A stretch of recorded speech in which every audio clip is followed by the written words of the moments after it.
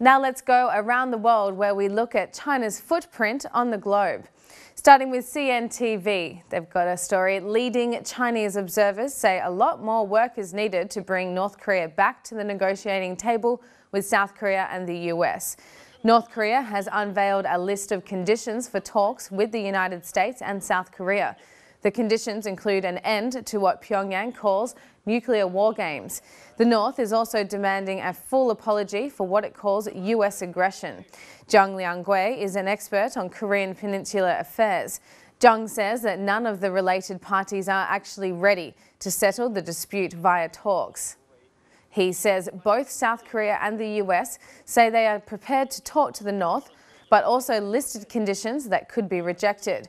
For example, the US and South Korea made it clear that the North must abandon nuclear weapons, and the North is calling for the US to withdraw their nuclear weapons supposedly stationed around South Korea.